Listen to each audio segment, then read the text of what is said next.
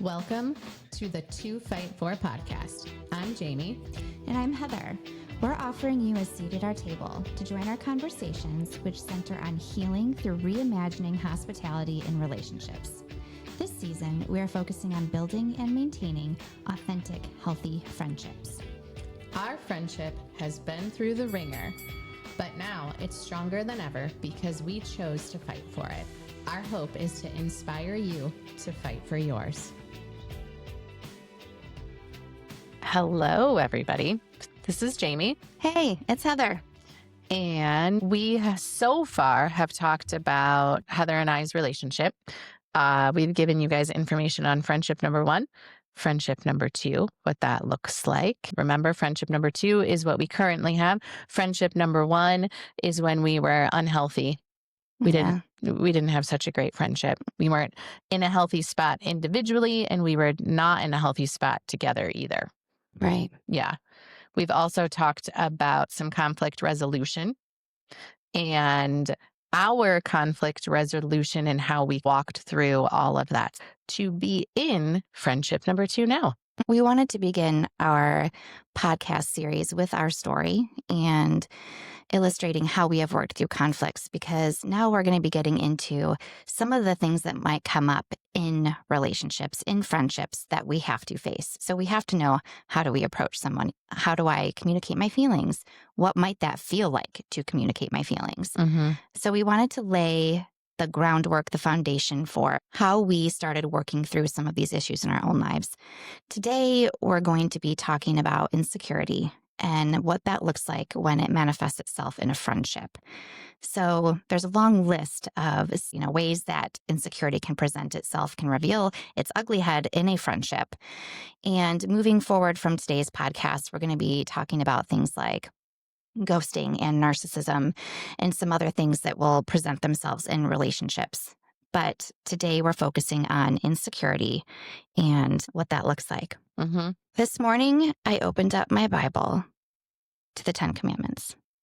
When I was thinking about the very beginning, when God spoke through Moses to create this holy community through Israel, God gave Moses a word. Now, the first 5 books of the Old Testament are called the Torah. This is the law. This is the teaching of Moses that he gives the Israelites. This is the way that they are to live as a representation of who they are as God's people. Embedded in the law are the 10 Commandments. And there are many teachings that Moses gives, especially through the books of Leviticus and Deuteronomy, on what this life set apart should look like for the Israelites. But the 10 Commandments are highlighted. They're written down on stone. Here are they in brief. I'm going to go through this quickly here because there's one that I really want to focus on for today's conversation. Okay, go ahead. Exodus chapter 20. And God spoke all of these words to Moses, who was writing this down. I am the Lord your God, who brought you out of Egypt, out of the land of slavery. You shall have no other gods before me. You shall not make yourself an image in the form of anything in heaven above or on earth beneath or in the waters below. You shall not bow down to them or worship them, for I, the Lord your God, am a jealous God, punishing the children for the sin of their parents to the 3rd and 4th generation, but showing love to 1,000 generations of those who love me and keep my commandments. You shall not misuse the name of the Lord your God, for the Lord will not hold anyone guiltless who misuses his name. Remember the Sabbath day by keeping it holy. 6 days you shall labor and do all your work, but the 7th day is a Sabbath to the Lord your God. And he goes on to talk more about the Sabbath. Honor your father and your mother, so that you may live long in the land the Lord your God is giving you. You shall not murder. You shall not commit adultery. You shall not steal. You shall not give false testimony against your neighbor. And the last commandment that I really want to focus on today: you shall not covet your neighbor's house. You shall not covet your neighbor's wife, or his male or female servant, his ox or donkey, or anything that belongs to your neighbor. Now, we can interchange the word envy here with covet. Envy and covet, this is when you desire something that is not yours. You might see something that somebody else has, and it's either going to show up in one of 2 ways. Mm-hmm. Because envy And when we talk about insecurity, and today we're going to talk about the broad umbrella of insecurity and then all of these things that are underneath that umbrella. Envy is one of them, but envy impacts many of these other things that branch from insecurity. Yeah, for sure. But envy is a form of currency. Envy shows up where we either want to respond to someone that we are envious of by giving.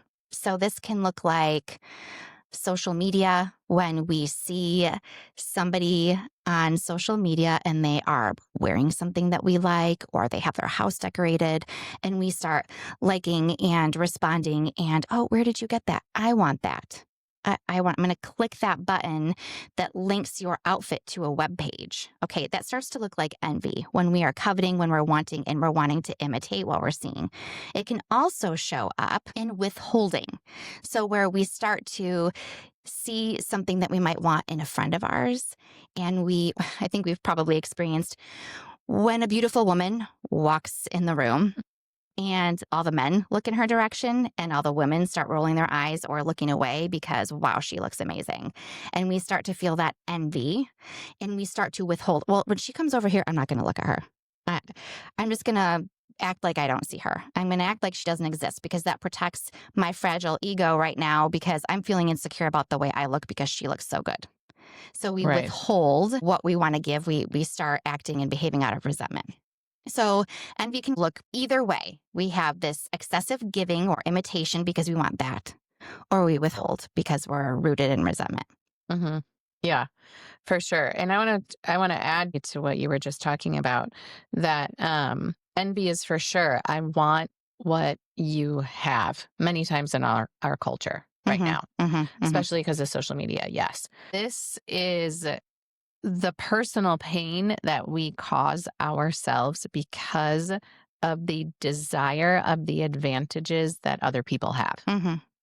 So let's use the example that you already gave because it's a really good example. And I think many of our listeners, the female listeners, for sure, that girl walks into the room and she looks very pretty. She has some nice clothes on, her makeup's done, and she walks in and typically your brain goes one way or the other. Oh, wow, she's so pretty. Look at her. She looks awesome. Or, ugh, look at her. Oh my gosh, why is she trying so She hard? always looks so put together. She always looks so put together. Why is she always showing up with her makeup on and her hair done and all this other stuff? Your brain goes typically in that direction or the other direction. And that poor girl, all she did was step out of her bedroom like, hey, I'm rocking it. Or maybe she feels completely insecure. You never know what's going on in somebody's head, but that poor girl is getting judged by every woman in the room. Right. Exactly. And so your envy in your brain, I'm going to talk about some brain stuff real quick because this relates to everything that we're talking about. And really, the brain stuff can also be related to scripture and the Bible. Because when God says through Jesus, like, protect your heart, you're supposed to protect your heart, but you're also supposed to be protecting the thoughts in your brain. Guard Right? your heart and your mind. Yes. With envy, what is happening in your brain is it's the ventral striatum. This rewards you when you think of the misfortune of others. It's a part of your brain that does reward you. But when you look at it with envy and you're looking at the girl who just walked in the room and you're like, oh my gosh, I bet you, let's see, what do we think sometimes? Oh, I bet you she doesn't eat very much. That's why she's so skinny. We start to reason. We have to make ourselves feel better. I bet you she counts her calories. I bet you doesn't really eat dessert and doesn't enjoy life, or, whatever people think, right? So we're putting these false things in our brain, and then that part of our brain is rewarding us when we are judging and envious of other people. We're trying to rebuild what has just been fractured.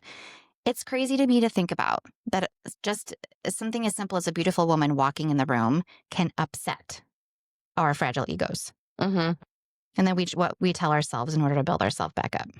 Yeah, right. Because it's not about them. It's about us. Oh, 100%. Yeah. If that girl walks in the room, do I think she's pretty? Yeah, I think she's pretty. Do I occasionally, this is real. Heather and I are not perfect. And that girl will walk in the room and I'm like, gosh, I'm getting older.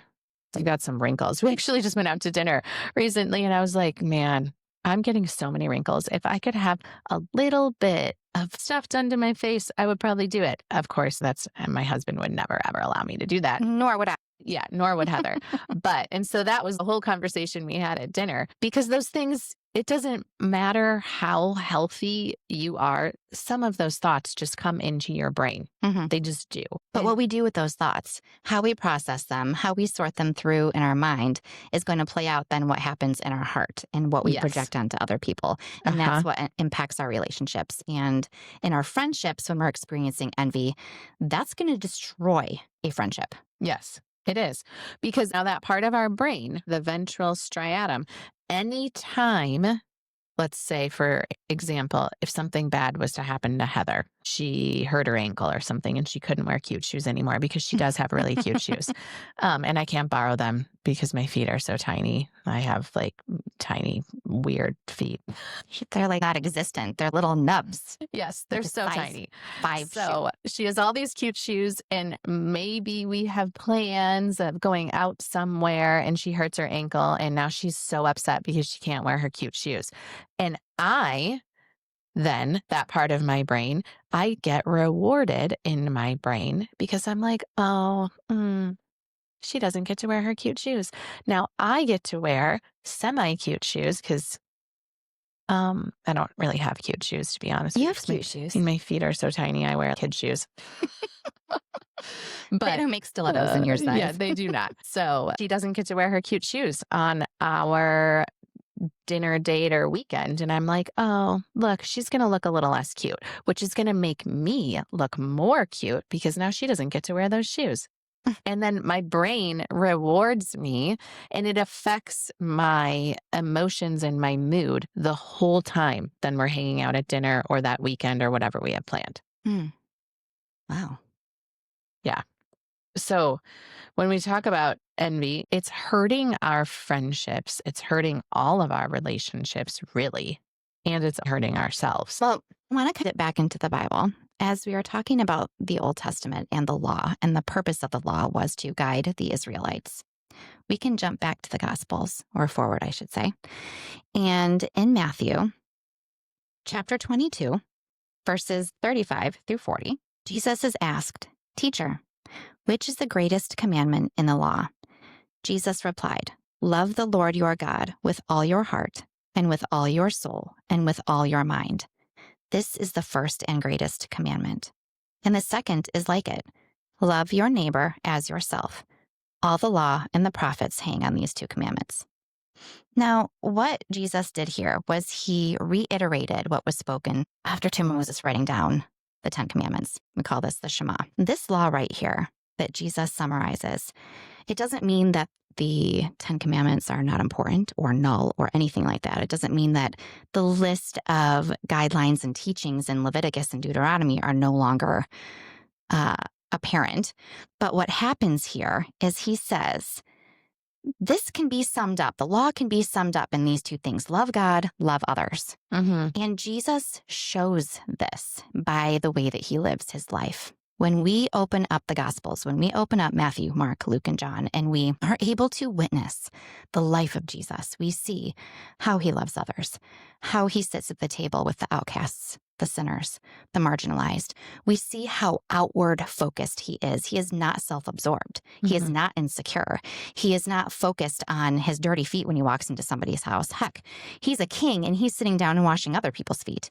There is no insecurity there. And he is able to then love freely, love generously other people. And that is what he's modeling for us. And Paul, in the book of Romans, chapter 10, verse 4, Paul summarizes this. He says that Christ came and fulfilled the law. So he puts this bow on it and affirms the early churches. This is what Christ did. He showed you how to live. He lives otherness aware. He lives in a capability that allows you, and Paul is teaching the Roman church this, to put others first before yourself. Now, that does not mean that you deny your complete identity or you don't meet your own needs or you don't self-care. But what he's saying is you are aware of other people first. You are going to love these people. You're going to love God. And through loving God, you're going to be able to generously give and love others. There is this beautiful circular motion that happens when we see the love of God come down through Jesus on earth and come and show us to be able to love and love others, and how that then transforms up into worship of God. And it is a beautiful, beautiful thing when we step inside and choose to become a part of that. However, when we talk about insecurity, we become very self-absorbed.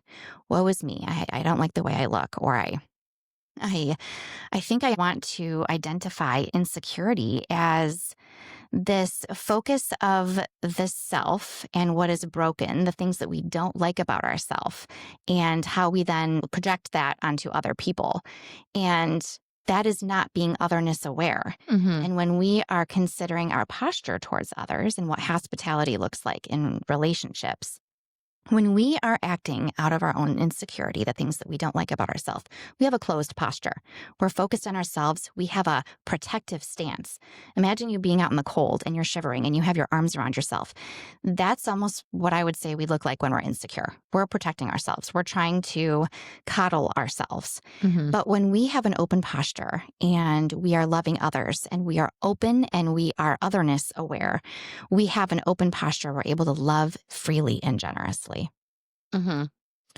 Yeah. With what you're saying there, it makes me think about if you're shivering and you're closed off, or you Mhm. walk into a party or a room and your arms Mhm. are crossed Mhm. and your body language is speaking, I don't really want to be here, or Mhm. I feel like I'm too good to be here. Hmm. It could also be I'm feeling really anxious and uncomfortable. And so you're trying to protect yourself. Mhm. It depends on the person. So I do want to say that, because when we talk about body language, or what Heather was talking about, it is a closed posture. Mhm. So when you're trying to show up for people, then you have to also pay attention to your body language, Mhm. because you want to be an open postured person. This is why we can have the relationship that we have, because we call each other's insecurities out, Mhm.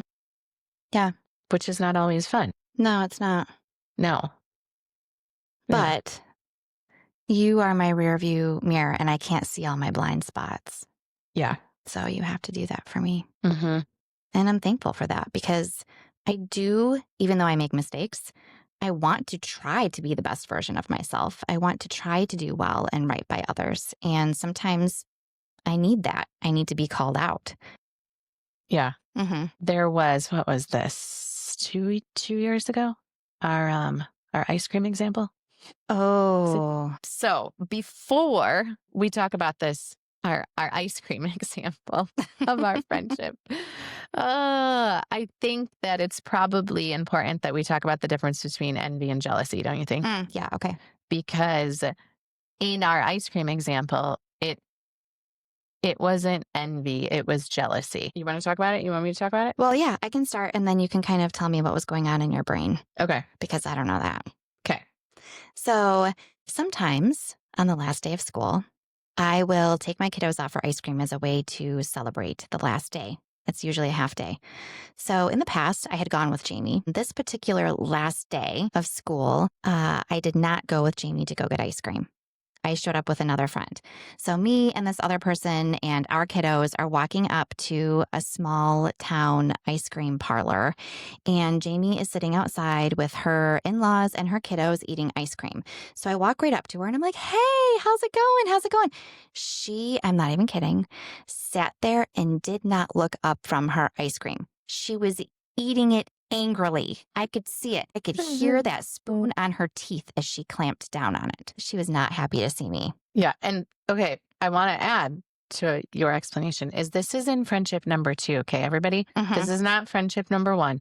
This is friendship number 2. As we were still working through some things. Yeah, we so were. This was early in our friendship number 2 redevelopment. Yeah. Mm-hmm. Yeah. So I remember feeling very uncomfortable. I could read your body language, which was clear eye contact avoidance. Yeah, it was closed posture. Yeah. And I looked at my friend and we walked away. I was like, That was really awkward. I felt it immediately, and I had a feeling I knew what it was about. But I got home, got on my Marco Polo, and I said, you are not doing that to me. You are not going to shut me out. You are going to tell me what just happened there, and we're going to talk about this. Yeah. Yep. That is what she did. Mm. So I open up the Marco Polo and I watch it. And I had already had some feelings at the ice cream place. But then Mhm. I watch Heather's Marco Polo and she's like, "You're not going to do this. What the heck happened? I think I know what happened, but I need you to tell me what the heck was going on. Why wouldn't you make eye contact with me? Why didn't you talk to me? You were mad. Mhm. You were mad. Rightfully so Mhm. mad. Like mad and hurt. Sad probably a little bit Mhm. too. I don't know. You have to say Especially, that. and I think part of that too is that at this point, we have a very open relationship. We are actively healing, and we're saying Yeah. things like, we're going to call one another out. We're not going to do this. I had already told you when we were starting to work through things that I felt cautious about wanting to rebuild a friendship with you because I had a fear that you might walk away from me again. So, sitting in that moment with you hovering over your ice cream bowl, refusing to look at me, felt like it re triggered that abandonment, this complete, I'm going to ignore you. And that was established already in friendship number 2 as a boundary that we were not going to do that again. Hmm. Yeah. So with that ice cream situation, I was not envious. I was jealous. Hmm. And there is a difference. When you showed up with the other friend to get ice cream, as Heather said, sometimes we would go together on the last day and get ice cream. And that was in friendship number 1. Hmm. Yes, but it was still something that we would do. And so I was sitting there eating the ice cream, and when you rolled up with somebody else, I could feel a somatic response happening in my body, which, if you've listened to the other podcasts, you know that I am a fighter and a flighter because you can be more than one. And I'm both of those depending on the situations. And at that time, I wasn't a fighter. I was a flighter. So I was like, yep, I am having a lot of feelings. I feel very jealous that she's here with somebody else, And and I don't like it. a synonym for jealousy here would be rival. Okay, so this person that was walking up, you're jealous because you felt like I was with a rival. You were perceiving this person as a rival. So jealousy and rivalry can be interchanged. Envy and coveting can be interchanged. A lot of times, envy and jealousy are interchanged, but they do have subtle differences in what they Hmm. mean. Hmm. So speaking of that, the rivalry, I then didn't know what that was. I don't know that I could have talked to you about that really. Hmm. I had told you I'm jealous. I don't like that you went to ice cream with somebody else, even though I'm going to be honest. Did I invite you to ice cream? No, you didn't. We did not invite each other to ice cream, but I'm still sitting there and you roll up with somebody else. And I have all of these somatic Hmm. responses and all these thoughts going in my brain. And honestly, there were 4 empty tables around you. You could have easily popped up out of your chair and come and sat with us. Hmm. Yeah. Had you not completely avoided eye contact with me. At that point, I was mad at you. I was like, you better not come sit next to me. Yeah, I'm pretty sure I ate my ice cream as fast as I probably have ever ate ice cream. Then I was like, all right, everybody, time to get out of here. Yeah, you totally deserved that brain freeze. But so jealousy, it can be related to rivalry, but jealousy is also the fear of losing someone or something. Hmm. There's a difference. Okay. So envy is, I want what you have. Mhm. Jealousy is the fear of losing somebody or something. So when you rolled up to the ice cream place with somebody else, it was jealousy. There was a fear, which I can name now. Mm. In that moment, until Heather and I talked about it, I couldn't really name all of this until I started to digest why I Mhm. was feeling that way. So I do want to say that for our listeners, sometimes when these things happen, it's not going to be an immediate boom response. This is why I was feeling this way. I was envious. I was jealous. I was gossiping when I shouldn't have been gossiping. All these different things that are happening in insecure relationships. You're not always going to be able to name those right away. You have to sit with it. You have to process it. You have to have self-reflection. And sometimes you got to talk about it with somebody else. And I talked about it with Heather and eventually discovered I was having feelings of losing Heather to somebody else. Not really losing you, I guess. You having better relationships with other people than with me. Hmm. I mean, it sounds like there's a little bit of competitiveness there too. Oh, yeah, I mean, you know me. I'm so freaking competitive. No kidding. Like the majority of our friendship, I should just keep a mouth guard in my pocket at all times. So Jamie sent me a little screenshot of her tiny itty bitty little 6-foot Christmas tree the other night. And I immediately responded with, look at my Christmas tree. It's 15 feet tall. Suck it. I finally beat you at something. Yes, she did. I was just cracking up laughing. I was like, oh my gosh, this is so funny. Yeah, maybe I have a little bit of competitiveness in me too. Yeah. But sometimes it's healthy, sometimes it's not. Yeah, sometimes it is healthy. Sometimes my competitiveness is healthy. You talk about sports. Am I one of those parents who sometimes say a little too much at sporting events and refs yell at me? Yes, I am. Yes, I am one of those parents. I can concur. And I try to fix it. And sometimes it's really good and other times it is not. But that competitiveness also can be it can be positive, but then in relationships with insecurities in those relationships that people need to heal from, that is not a great quality to have. And Correct. so my competitiveness is I wanted to be your number one, or I want to be people's number one. And it's not healthy. It's not good. Right. So that causes me to have jealousy in that ice cream example because I had a fear of losing you. So then I cause myself personal pain because my brain starts telling me all of these fears. Oh, well, she's not going to invite you to the next dinner. Oh, well, you're not really friends with some of the people that Heather's friends with. So she's going to start inviting all of those other people and she's not going to invite you anymore. So what's interesting here as you're explaining the feelings and the thoughts behind your behavior is when I was standing there watching you, you had a closed posture. You literally were sitting at the table hovering over your ice cream dish and your shoulders were slumped over. And in your mind, what's happening is you are beating yourself up. You are creating an entire storyline that is hard on you and tearing you down and undoing these things that you've been working on over the past few years. You've talked a lot about your healing. I've talked about my healing. Right. Yeah. Breaking down what you've worked hard on. And what's coming out then is this closed posture towards me. And then I find myself on the receiving end of that. And that hurts me. And when we go back to what Jesus was communicating, love God, love others. This is the greatest commandment. When we have this open posture and we are putting others first, in that moment, had I walked up to you and said, hey, how's it going? Looking up and saying, hey, it's great to see you here. I would have responded with, come sit with us, or hey, can we join you? Or what flavor ice cream are you eating? Yeah. I think I might have even asked you that and you didn't answer me. Did you? I don't remember because I was closed postured.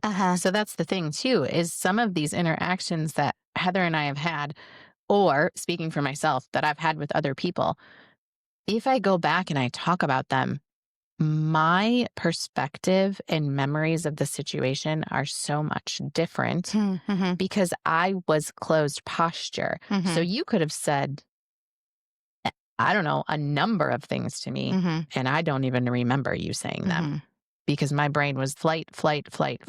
And my brain was monitoring conflict, even though there wasn't conflict, but I created conflict in my brain because jealousy affects a different part of your brain. And so I created a conflict that caused me social pain to withdraw from you. What's interesting is you were talking about you want to be number one, you're competitive. As we start touching on these competitive envious, jealous type behaviors, and you talked about wanting to be number one. You and I have talked about how we hate the word bestie. We do not like the word bestie. Oh, yeah. Because the word bestie contains the word best. And in order to be the best, you have to be the best. There's room for one, right? Yep. There's room There's for one person that wins that competition. Mm-hmm. So we don't like the word bestie. And we want to redefine the word bestie because I have a number of besties. I believe that it is absolutely possible and healthy and good and appropriate to have more than one bestie. Now, if we're looking at what is a bestie, what is a bestie? I would like to redefine it as this. Rather than a bestie being some self-appointed person. So in other words, rather than me saying, Jamie is my bestie because I've appointed her as my bestie, I want to say, Jamie is a bestie to me because Jamie has chosen to give me the best of who she is. And that's why she's my bestie. That's why she's a bestie, because she is in a committed, intimate, vulnerable, loving relationship with me. We are re-embracing here the sacredness of what sisterhood and friendship can look like. So a bestie is not me appointing someone else and giving someone a title. It is someone choosing, I'm going to be your bestie. I'm going to give you the best version of myself. That provides so much more room around the table because many people can decide that they want to give you the best of who they are. And when we can start identifying some more of these insecurities, and we're going to go through a list here in a minute, we can start saying, hey, look, you are one of my besties because you give me the best of what you have. But we can reframe these conversations of conflict by saying, but when you start getting jealous of me, when you start showing envy, when you start gossiping, you are not giving me the best version of yourself. Yeah. And so we start to hold one another accountable in our friendships simply by reframing that word. Yeah. And the other thing is, and I believe you said this, but I really want to say this again, is you can have more than one person that fills that spot in your life. Society, for some dumb freaking reason, has said you can only have one bestie. And maybe it's when we were little girls. You remember those hearts, necklaces, or bracelets that they only break into how many pieces? Two. They break into two freaking pieces. So maybe that was part of how people shaped it. I don't know. I have a very specific memory of that in 4th grade. Do you? There was me and another girl, and we had birthday parties the same weekend. And a mutual friend, she said, my mom said I can only go to one. And so she chose the other girl, and she showed up with a best friend necklace. And it was devastating to me. You didn't need to just choose one or the other. It was very hurtful. And I remember our friendship shifted after that, all because she could only go to one party and she decided she could only choose one person to be friends with. I've never heard that story. Yeah. This is the cool thing about doing a podcast with somebody who you have a really good relationship with. Sometimes we just pull these stories out of each other, and I've never heard that story before. So that's new for me too. Yeah. And I remember that. I remember what their names are and everything. It's funny. I can't remember what I ate for breakfast, but I can remember these girls who were mean to me back in my childhood. Yeah. Yeah. I mean, I don't know what it is. Society, the bestie necklaces, bracelets, whatever it is, that's at some point in, and I want to say this is mostly in girls' brains. I don't think this is how boys typically work. And I can say that because I've got 3 boys. Heather has 3 boys. We do a lot of family stuff. So we're hanging out, and then you include our husbands into that. Geez Louise, we're hanging out with 8 boys all the time. I don't think this is how the boy's brain works. It really is only affecting girls' brains. And for some reason, we think you can only have one bestie. You have to be my bestie, which means I have to do everything with you. So if we go to a big group, Heather and I have to sit by each other. Oh gosh, that drives me absolutely bonkers when we show up at an event and people want to make way for me and Jamie, like we're a couple or we're a pairing. Yeah. Nope. I don't need to sit next to Jamie. No, I don't need I to love sit next Jamie, to but Heather. I don't need to be attached to her all the time. No, I mean, it's the same thing with our husbands. When I go out to a group dinner date, I don't always want to sit next to my husband. I want to sit next to some other people. I want to have some other conversation. That doesn't mean I don't love him. That doesn't mean I don't love Heather, but we're not a packaged deal. Mhm. We are independent of each other. Now the flip of that, insecurity in relationships would look like enmeshment, the need Mhm. to do everything with one another. It might look like people pleasing or codependency. Mm, mhm. Codependency, where one of us might be coddling the other person's insecurities. Oh, Jamie's just that way. She's just jealous. So I just deal with it. Yeah. Yeah. No, we're not going to do that. I'm going to call that business out because I don't want to be on the receiving end of that jealousy. Mhm.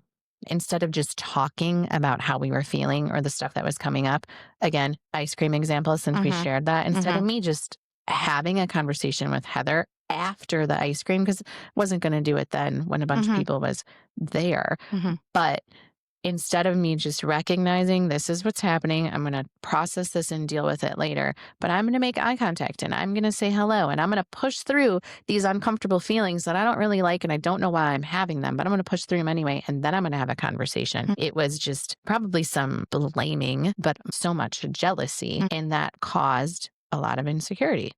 Yeah. And it's still going to surface. We all have our insecurities and we have our seasons where we're doing well and we're thriving. And we have our seasons where we are stressed to the max. When we're in seasons where we're exhausted and we're Mhm. chasing our kids around, we're driving, we're basically chauffeurs at this point in our life.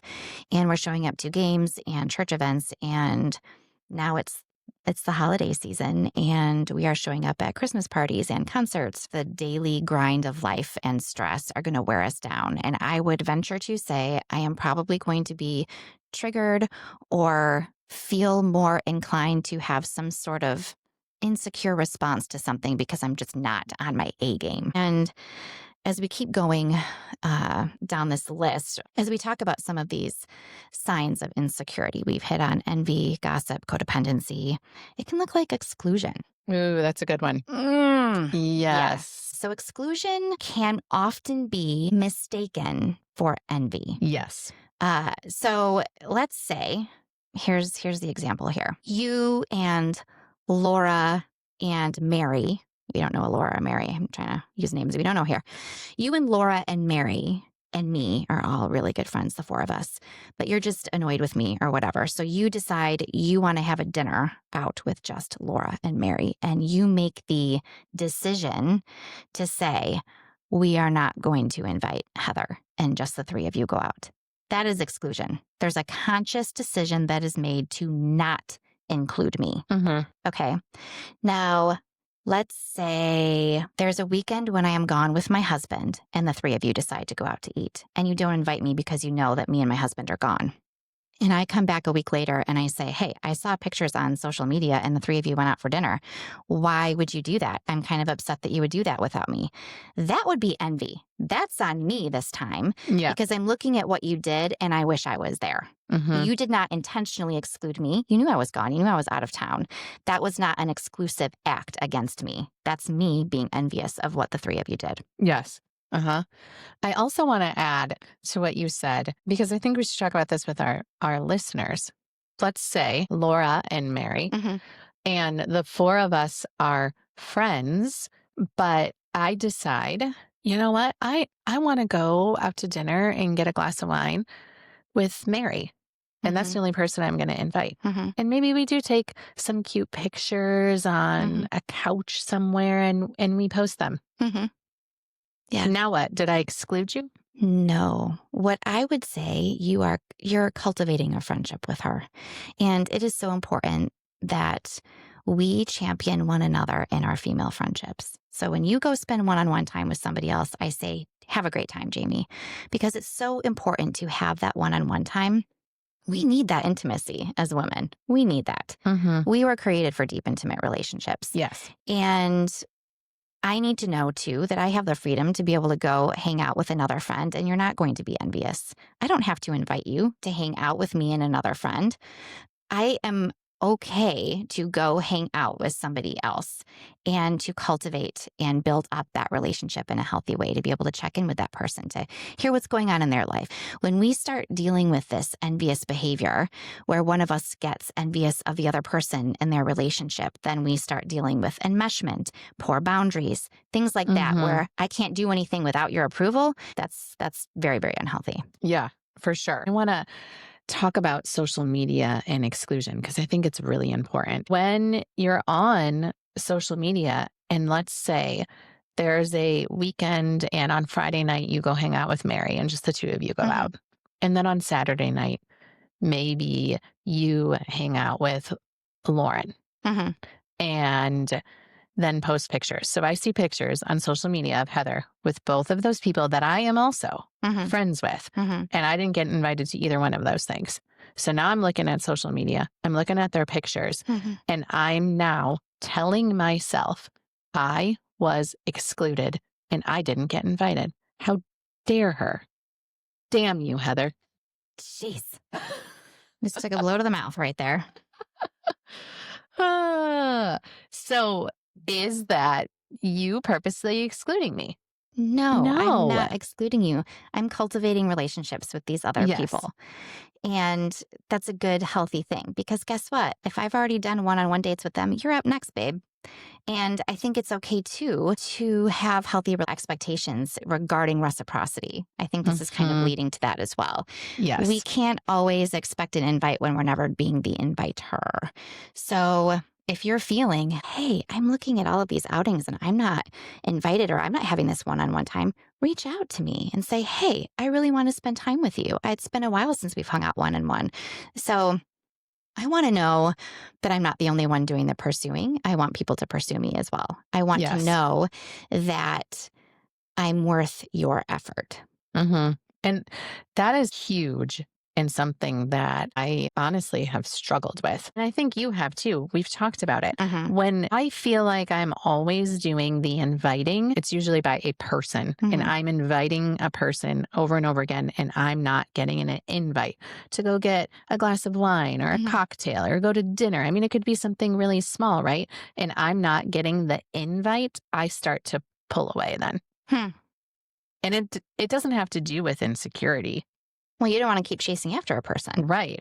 Yeah. So I think I want to talk about that because that's not insecurity in me. I'm pursuing and pursuing and pursuing, and there is nothing back. So at Hmm. a certain point, I'm going to be like, you know what? I love you. Hmm. I want a friendship I with enjoy you. time with you, but you're Yeah. not communicating that you enjoy time with me. Right. There Oh, isn't, exactly. yeah.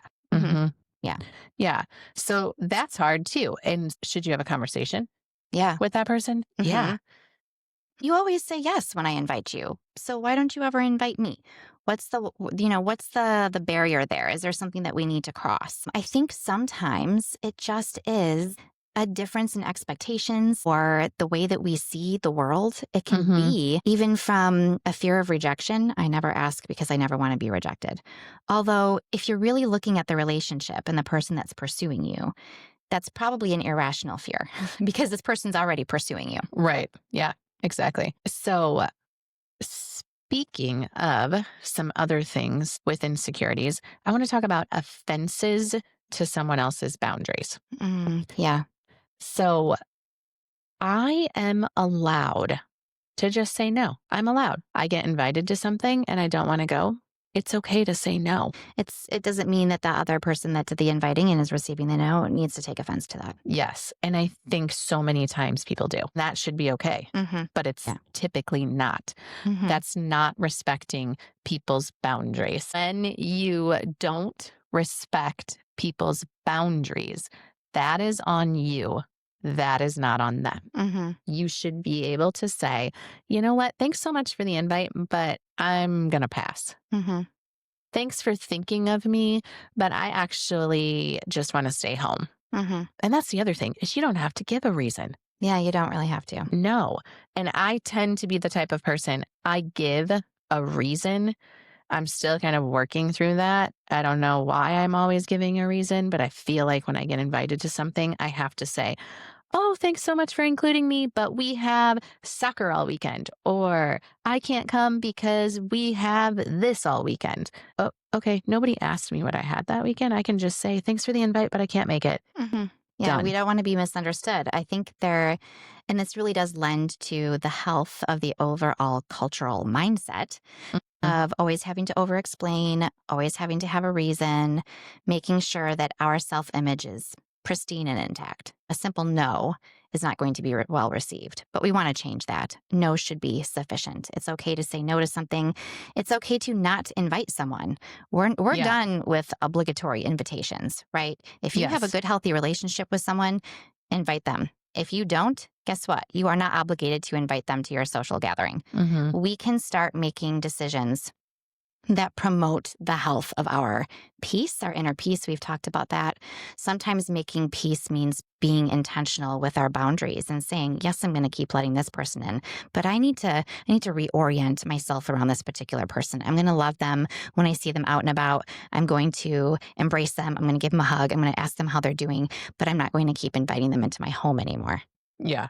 And that's okay. Hmm. Hmm. So I know we've talked about a lot today. I think insecurity can be viewed this internal conflict that spills out onto other people that we love. Hmm. What we don't like about ourselves ends up coming out in behaviors that other people receive.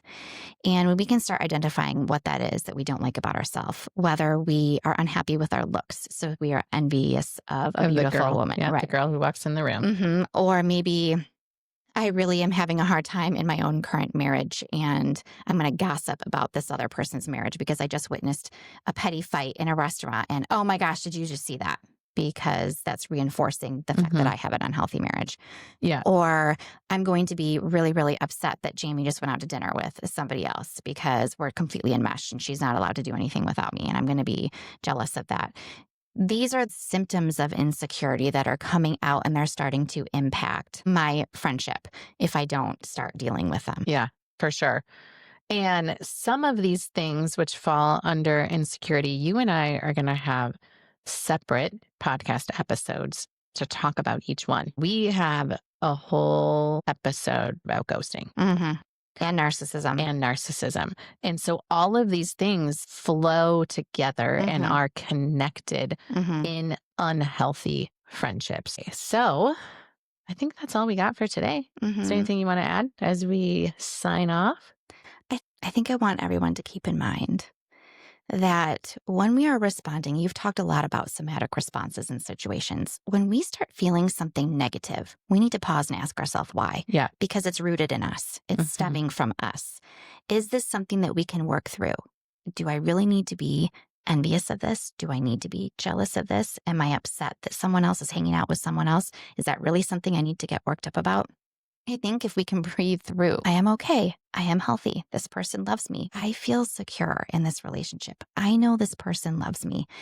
And always keep in mind in the back of our head to keep our arms open. The second we start to close up that posture, we push people away and we hurt the ones that we love. Mhm. So when we're remaining open and our arms are open and we are creating space, we can feel what we're feeling. We don't have to stifle negative emotions. I'm preaching that to myself. I do that often. I can be kind to myself and work through what I'm feeling and understand why I'm feeling that way while not pushing someone away in front of me or projecting what I'm feeling onto somebody else. Mm. And I think that's important to remember. Yeah, I think that is important to remember. Mhm. And as you were talking there and we're wrapping up, if you have these feelings, the therapist, Jamie, is saying, do some homework. Mhm. Do some homework and choose one thing that you feel about yourself, a negative thing. And maybe it is you don't feel pretty. And then I want you to say in the mirror 3 times, I am pretty. I am pretty. I am pretty as you look at yourself in the mirror. And I want you to do that 3 times a day. And it will start to change your brain chemistry, which will impact your friendships For sure. and your insecurities. I think the most attractive thing about a person is not their appearance, it's their confidence. Hmm. When someone is not bleeding their wounds of insecurity all over other people and they look confident, it does not mean that they don't have insecurities. It doesn't mean that they are perfect. It doesn't mean that they're all put together. But the confidence Yeah. to say, I love myself the way that I am, and I'm just going to be me. I'm going to own being me, whatever that looks like for me. Mm-hmm. That is attractive. Yes. Yeah. Be the person when that girl walks into the room and she's looking super hot and she's looking pretty and she walks in with the confidence. Be the girl who cheers her on and not the girl who talks a bunch of shit. Yeah. Yep. Tell her she looks hot. Yeah. I'd bang you. Oh my gosh. All right. Well, There. We will end there, everybody. All right. Thanks for listening. Till next time.